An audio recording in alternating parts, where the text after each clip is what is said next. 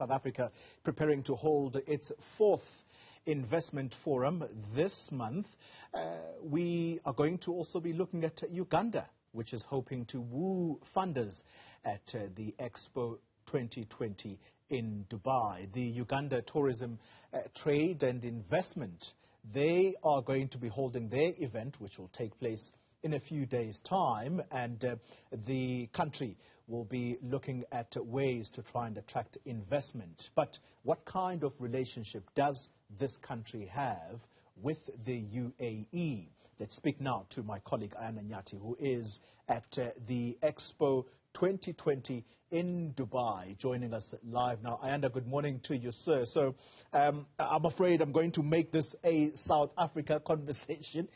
We have just spoken to the President's Special Economic Advisor, Trudy Mackay, who says South Africans need to basically be constructive, is the word she used, amid those who are doomsayers, who are saying that the country is somewhat failing and so can't attract investment. From your end, you are going to be talking to someone from Uganda about how that country is trying to attract investment to its country. What's going on where you are?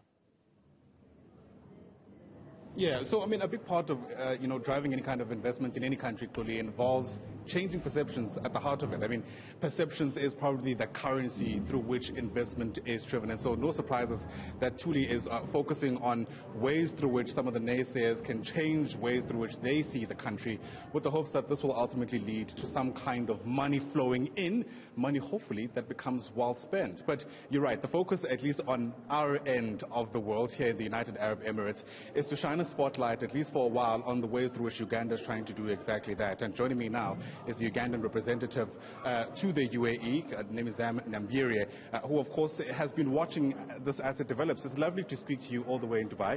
Thank you for making time for Newzroom Afrika. So as I mentioned to you when we were off air, South Africa also putting the final touches to the fourth installment of what you're trying to pull off here in Uganda, I mean in the UAE for Uganda. Interestingly enough though, this is your second run of this investment drive. How did the first go? What were the lessons that you learned? Thank you so much. First of all, I'm glad that I'm here with you. Thank you for the invitation here. Well, the first investment drive was really amazing. We had a drive which was throughout UAE. It went through Sharjah, we went to Ras Al Khaimah, and then Abu Dhabi, and then Fujairah. It was like a complete drive, and then we decided to wind up in Dubai. Right. Yes, it was an amazing one. We met a lot of people who are interested in investing in Africa, and we were trying to put Uganda flag out there so that we tell them, hey, look, East Africa is here and Uganda is here, ready for investment. And yes, it was an amazing one. We are looking forward to having the second one, and we hope it will be more successful than the first one was. I'm glad you're saying that there is some kind of interest, because, you know, part of what people are concerned about is the image, for instance, that many countries still have, the image we're trying to shake off on a global stage like Expo 2020 Dubai. What's your perception about how countries like Uganda and South Africa are viewed, and whether or not the challenges that they face stand as an impediment to the kind of investment that they're trying to attract? Thank you so much for that. I believe, yes, we may be having challenges, but I think we are at a point where investors are really protected. And the environment right now, I'll talk about Uganda specifically, because if you ask me about South Africa, I may not be able to give a wider perspective about that. But talking about Uganda, we are at a state where we are at peace. If you look at how everything winds up, you will find that very few cases come in whereby investors are losing their money. We have a lot of incentives for investors, and this is one of the things that we are putting out here, inviting people to come and look at. We have a lot of new things like in the mining industry. Some of the minerals have just been discovered in Uganda, and we are calling upon people who are willing to invest to come and do the same.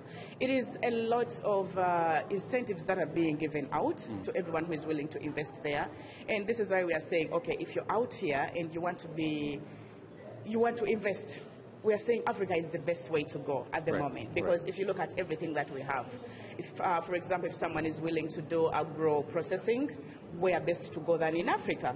You're not going to have a lot of issues to do with the fertility of the land, to do with the water, rain, you know, all these things. We get this naturally.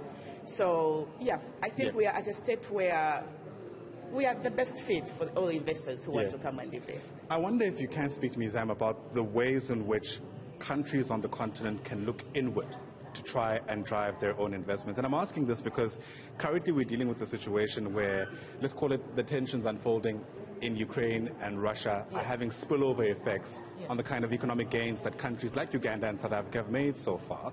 It does raise the question about how we can, I guess, move to a space where countries on the African continent can rely on each other more, at least more than they do on the global north, for argument's sake. Yeah, thank you so much. I think it is really important that African countries come together. Because, for example, where I come from in East Africa, we have a community. And if you look at the markets, like, for example, the Comesa market, this one is a market for all East African countries and those ones who are around us. Now, if we are helping each other in this way, you will find that maybe we will not be able to face issues like, you know, if someone is in Congo and then they're not having anything to eat, and then we are in Uganda and we are having surplus. I think we Africans, we're at a point where we need to love each other, care for each other, and build that love and relationship as Africans. Well, we are not saying that people who are outside Africa should not be a part of us, but hey, look, if you look at, for example, the issue that you have talked about, the Ukraine, and you've seen that, yes, people are coming in and they're giving their views about who is right and then who is wrong, and you'll see that some of them are looking at each other as a continent, if I may say that.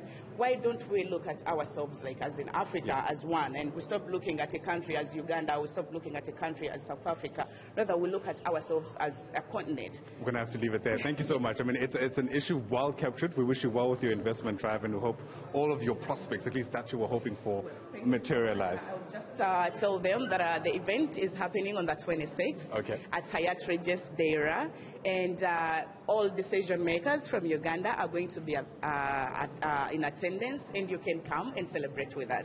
Actually, I'm inviting you. Come and join us on your air. Newzroom. I don't have a choice now. I'm going to have to be there. Thank you very much. Yes, you're welcome. Zam Nyamburie is the Ugandan representative here at the UAE, of course. As we count down the days, not only to the 4th investment drive there in South Africa, but the 2nd installment, if you like, a second counterpart for Uganda here at Expo 2020 Dubai.